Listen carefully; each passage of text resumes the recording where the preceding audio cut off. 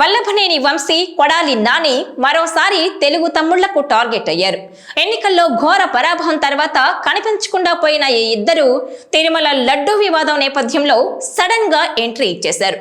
ఇటు వంశీ అటు కొడాలితో పాటు పేర్ని నాని కూడా తెరపైకొచ్చి చంద్రబాబు, పవన్ కళ్యాణ్లపై ఘాటు విమర్శలు చేశారు. దీంతో తమ అధినేతతో పాటు పవన్ పైన రెచ్చిపోయి మాట్లాడిన వారిని చెడుగుడు ఆడుకుంటున్నారు తెలుగు తమ్ముళ్లు.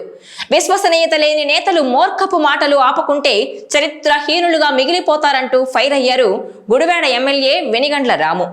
ఎన్నడూ లేని విధంగా వరదల్లో మునిగి గుడివాడ ప్రజలు అష్టకష్టాలు పడినప్పుడు కొడాలి నాని ఎక్కడకు వెళ్లారని ప్రశ్నించారు. స్వామివారి విషయంలో అధినేత చేసిన తప్పును ఒప్పుగా మార్చేందుకు మీడియా ముందుకొచ్చి అవాకులు చవాకులు పేలితే చూస్తూ ఊరుకోమని హెచ్చరించారు. చేతి నిండా తాళ్లు కట్టుకుని జుట్టు పెంచుకుంటే భక్తులైపోతారా? నోరు అదుపులో పెట్టుకుని పిచ్చి పిచ్చి వాగుడు మానకపోతే ప్రజలు తరిమి తరిమి కొడతారంటూ మాస్ వార్నింగ్ ఇచ్చారు. తిరుమలలో వారి ప్రభుత్వం చేసిన ఈ దుర్మార్గం బయటపడగానే ఎక్కడి నుంచి బయటకొచ్చారో తెలియదు, వచ్చేశారంటూ విమర్శలు గుప్పించారు. గత 5 ఏళ్లు అధికారంలో ఉన్న వైసీపీకి లౌడ్ స్పీకర్లుగా ఉన్న ఈ ఇద్దరు కేసుల భయంతో 100 రోజులుగా అజ్ఞాతంలోనే ఉన్నారు. ఎక్కడా కనిపించకుండా తప్పించుకు తిరిగారు. అసలు దేశంలోనే లేరంటూ రకరకాల ప్రచారం జరిగింది. అయితే సడన్ గా అధినేత జగన్ సమక్షంలో జరిగిన సమీక్ష సమావేశంలో మెరిశారు. ఆ తర్వాత ప్రెస్ మీట్ పెట్టి మరీ చంద్రబాబుపై హాట్ కామెంట్స్ చేశారు. తిరుమలలో చంద్రబాబు ఎన్నిసార్లు తలనీలాలు సమర్పించారని, ఎన్నిసార్లు కాళ్ళు నడకన స్వామివారిని దర్శించుకున్నారని ప్రశ్నించారు. చంద్రబాబు అసలు వెంకటేశ్వర స్వామి భక్తుడు కాదని ఆరోపించారు.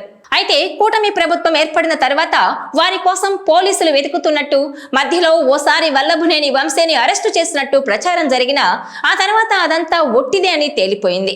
మాజీ మంత్రి కొడాలిపై 2 కేసులు నమోదైతే ఆ రెండింటికి కోర్టు బెయిల్ మంజూరు చేసింది. కానీ గన్నవరం టీడీపీ ఆఫీస్ పై దాడి కేసులో వల్లభనేనికి ఇప్పటి వరకు బెయిల్ మంజూరు కాలేదు.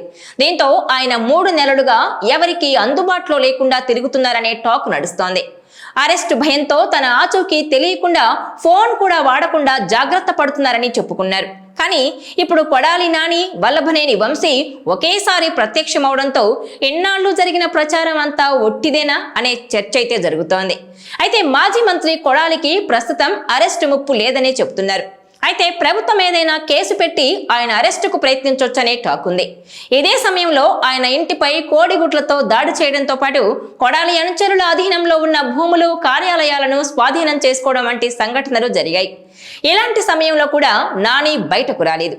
అయితే తిరుపతి లడ్డూ విషయంలో వైసీపీని ప్రభుత్వం కార్నర్ చేయడంతో ఎట్టకేలకు బయటకొచ్చారు. యథావిధిగా తన విమర్శల దాడి కొనసాగించారు.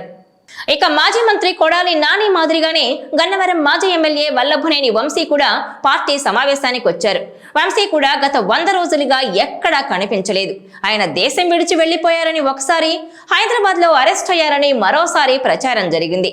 అదే సమయంలో గన్నవరం టీడీపీ కార్యాలయంపై దాడి కేసులో వంశీని అరెస్టు చేసేందుకు పోలీసులు ప్రత్యేక బృందాలను ఏర్పాటు చేశారని చెప్పారు. అయితే ఇప్పటి వరకు తన ఆచూకీ తెలియకుండా జాగ్రత్త పడిన వంశీ జగన్తో సమావేశంలో తళుక్కుమన్నారు. దీంతో ఆయనకు బెయిల్ రక్షణ వచ్చిందా అనే సందేహాలు వ్యక్తమవుతున్నాయి. గన్నవరం టీడీపీ కార్యాలయంపై దాడి కేసులో వంశీ ప్రధాన అనుచరులంతా అరెస్ట్ అయ్యారు. బెయిల్ వచ్చినా రాకపోయినా 100 రోజుల తర్వాత వంశీ కనిపించడంతో అంతా షాక్ అయ్యారు. ఓవరాల్ గా చూస్తే 100 రోజుల పాటు మిస్ అయిన ఈ ఇద్దరు నేతలు సడన్ గా ప్రత్యక్షమై చంద్రబాబు, పవన్లపై ఘాటు వ్యాఖ్యలు చేయడంతో కూటమి నేతలకు మరోసారి టార్గెట్ అయ్యారు. ప్రజలు చీకొట్టి తిరస్కరించిన ఈ నేతలు విశ్వాసం గురించి, దేవుడి గురించి మాట్లాడితే విడ్డూరంగా ఉందంటూ ఫైర్ అవుతున్నారు తెలుగు తమ్ముళ్లు.